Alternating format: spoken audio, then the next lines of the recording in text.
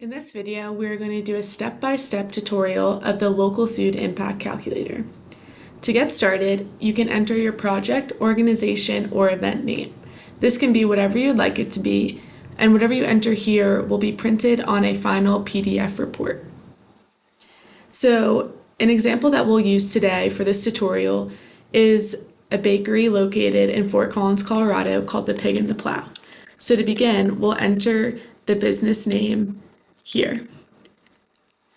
The next step is to select the state that your food project operates in. Because our example business is located in Colorado, we will select Colorado from the drop-down menu.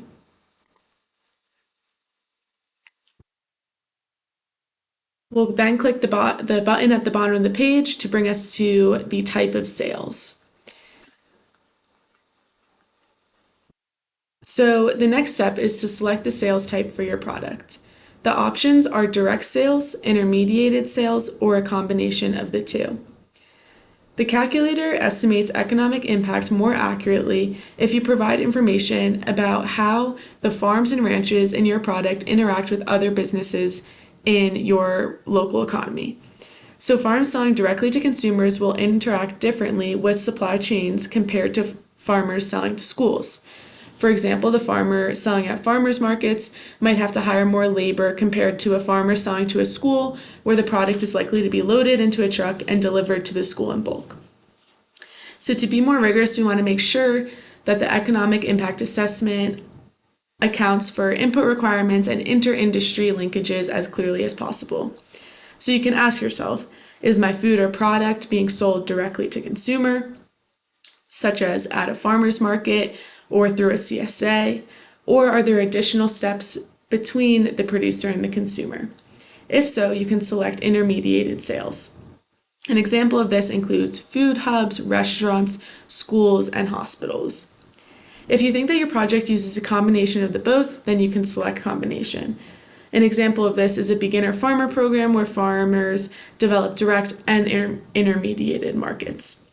In our example, the Pig and the Plow uses a combination of direct and intermediated sales as they have both wholesale accounts and they also sell at farmers markets. So for our example, we will select combination.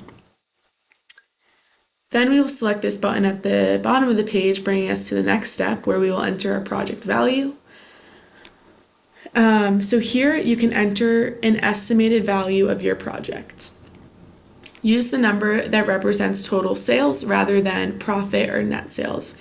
For example, if you received a grant to help expand a local farmer's market and you're estimating the impact of this grant, only use the dollar value of sales in that region directly due to the grant received. The recommended time frame in which you estimate the project value is a year or market season. An important assumption of the calculator is that these sales are entirely new to the region of interest. So people are spending money that they were not spending anywhere else before the project began. Although this may not be the case in reality, we share this so that you can present your impact accurately to others. So for our example, the Pig and the Plow received $31,000 in grant funding from the Northwest and Rocky Mountain Regional Food Business Center to purchase equipment that expanded operational capacity. Following this investment, their annual sales increased by $58,000. This increase in sales after receiving the grant was due to increased distributional capacity, more farmers market participation, ability to self-distribute their product rather than relying on a distributor, expanding their wholesale accounts, and being able to broaden their regional reach. So here we will enter the increase in sales due to that grant money.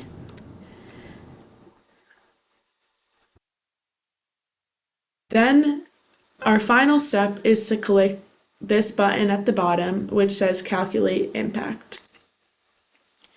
The next screen displays our results. So the red number on the middle of the page is the estimated economic impact on your region of interest. You can enter your email at the bottom to have your results sent to you in a PDF.